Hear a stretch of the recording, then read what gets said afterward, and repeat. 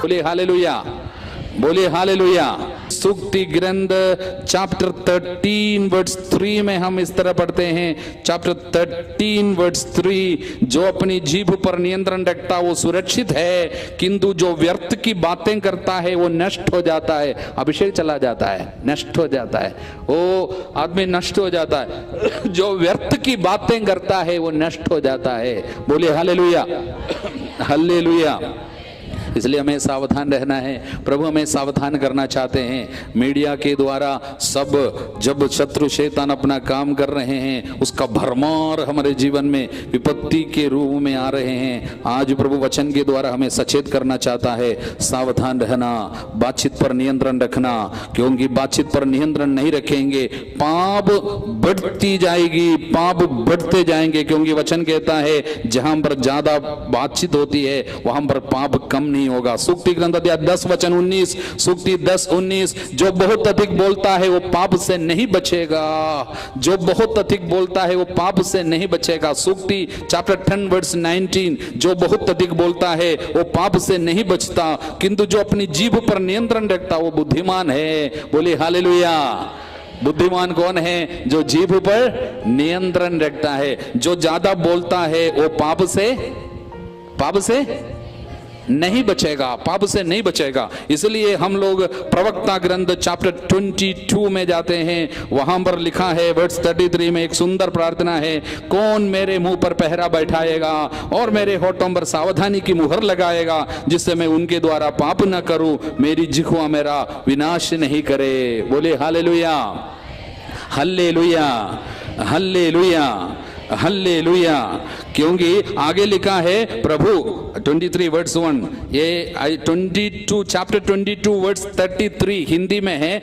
English Bible में सुराग 22:27 है, हिंदी बाइबल में 22:33 है। इसलिए 22:33 में लिखा है, कौन मेरे मुंह पर पहरा बैठाएगा और मेरे होठों पर सावधानी की मुहर लगाएगा, जिससे मैं उनके द्वारा पाप न करूं और मेरी जिह्वा मेरा विनाश नहीं करे।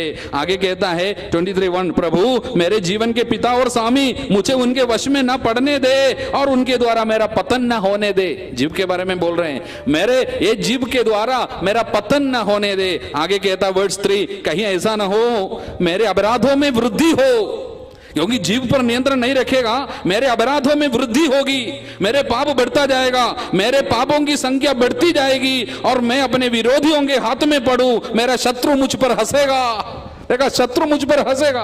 यदि मैं अपने जीव पर नियंत्रण नहीं रखूंगा मेरे पापों की गिनती बढ़ती जाएगी, पापों में वृद्धि होती जाएगी, सारा प्रकार का पाप मैं करता जाऊंगा। जीव पर जब मैं नियंत्रण नहीं रखूंगा, पाप पर मेरा कंट्रोल नहीं, शरीर पर मेरा कंट्रोल चला जाएगा। इसलिए वचन कहता है जो जीव पर कंट्रोल कर सकता है वो पहुंचा हुआ आदमी है, सारे शरीर को कंट्रोल कर सकता है। लेकिन जीव पर कंट्रोल चला जाता है, शरीर पर कंट्रोल चला जाएगा, अशुद्धि बढ़ती जाएगी और शरीर पर हमारा नियंत्रण चला जाएगा। इसलिए वचन कहता है पूरे शरीर को कंट्रोल करना चाहते हो, जीभ को कंट्रोल करो। पवित्र आत्मा इसके लिए 2 उदाहरण देता है। एक घोड़ों को देखो, इतने शक्तिशाली एक घोड़ा, इसलिए हम लोग हॉर्स पावर बोलते हैं, घंटों दौड़ सकते हैं बिना थके।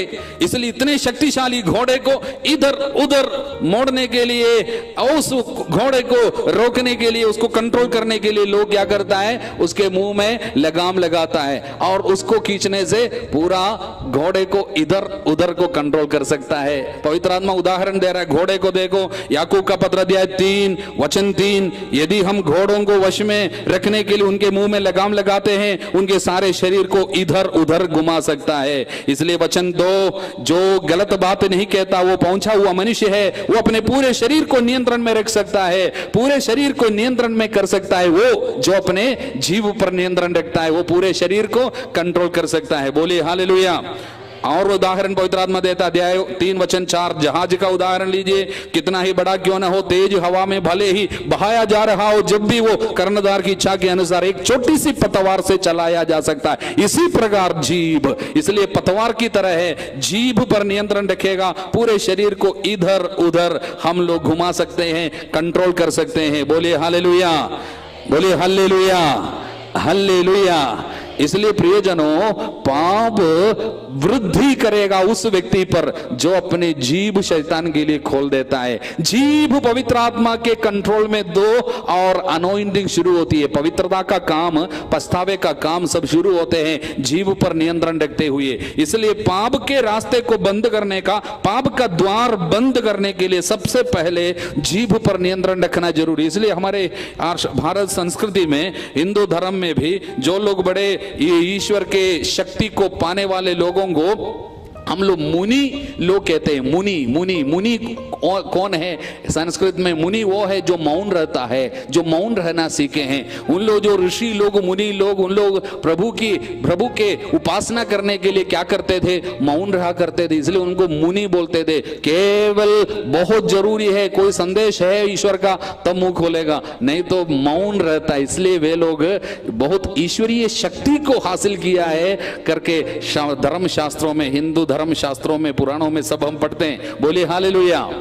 इसलिए रिट्रीट वगैरह में भाग लेने वालों को कोई साइलेंस में रहने की सख्त जरूरत है। इसलिए आप डिवाइन मर्सी में 5 दिन की साधना के लिए गए होंगे, बार बार आपको बताया जाएगा क्या है? मौन रहना, साइलेंस, जीभ पर नियंत्रण जरूरी है। कारण क्या है? जीभ पर नियंत्रण आध्यात्मिक जीवन का एक महत्वपूर्ण चीज है, क्योंकि आत्मा को, आपके शरीर को कंट्रोल में करने के लिए अधिकार चाहिए, तो आपको जीभ पवित्र आत्मा के लिए देना है कि चुप रहना है, फालतू बातचीत नहीं। जरूरी बात बहुत जरूरी है तो केवल तब बोलेंगे, नहीं तो नहीं बोलेंगे। इसलिए प्रियजनों, जीभ पर नियंत्रण रखना सीख कर देखो, तब बहुत अधिक आशीर्वाद आने लगता है। पाप पर नियंत्रण, शरीर पर नियंत्रण सब हम कर पाते हैं, नहीं तो कुछ बुरी आदतें हमारे ऊपर हावी हो जाती है, हम कंट्रोल नहीं कर पाएगा। कुछ आदतें हमारे ऊपर हावी हो जाती है, कंट्रोल नहीं कर पाएंगे। उसके सबसे पहले जीभ पर नियंत्रण रखना। बीते दिनों में जीभ के द्वारा किए हुए पापों के लिए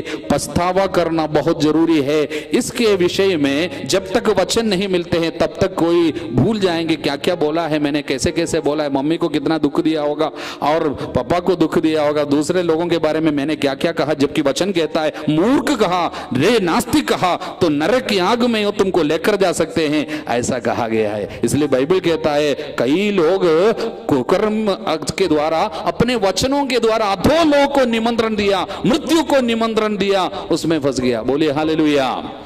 इसलिए किसी की निंदा करने की आदत हो, कुछ लोगों को हमेशा निंदा करने की आदत है, सब कुछ के ऊपर कुछ कमेंट करेगा, निंदा करेगा, यहां तक कि स्वर्गीय बातों की भी निंदा करेगा, आध्यात्मिक बातों की भी निंदा करेगा, फादर सिस्टर लोगों की भी निंदा करेगा, प्रवचन देने वालों की निंदा करेगा, प्रार्थना की रीति की निंदा करेगा, जो कुछ उनकी खोपड़ी में नहीं आ रहा सब कुछ की निंदा करेगा। उनके विषय में बाइबल में लिखा है, ये वे लोग हैं जो यहां तक कि स्वर्गीय बातों की भी निंदा करने से नहीं डरते हैं। उनके बारे में बाइबल में लिखा है, वे मारे जाने के लिए पैदा हुआ पशुओं की तरह नष्ट हो जाएंगे। ऐसे इतने खतरनाक शब्द उनके बारे में लिखा है, निंदा करने वाले लोगों के बारे में। पेतरुस का दूसरा पत्र 2 में और याकूब का और यूदस के पत्र में एक ही वचन है, एक ही अध्याय है, उसमें भी लिखा है, निंदा करने वाले लोगों के बारे में लिखा है, और मारे जाने के लिए पैदा हुआ पशुओं की तरह नष्ट हो जाते वे लोग, निंदा करने वाले लोग। कुछ लोगों की निंदा स्वर्गीय बातों की भी निंदा करते हैं, आध्यात्मिक बातों की निंदा करता है, कोई प्रार्थना करता है बोलता है ये क्या है, दिखावा के लिए करता है। इस तरह जो कुछ उनको समझ में नहीं आता सब कुछ के ऊपर निंदा करेगा। ऐसे लोग विपत्ति को अपने ऊपर ले लेते हैं, अधो लोगों को निमंत्रण देता है। उनके ऊपर जब विपत्ति गिरेगा लोगों को समझ में नहीं आएगा कहां से आई है। बोलिए हालेलुया, जोर से बोलिए हालेलुया।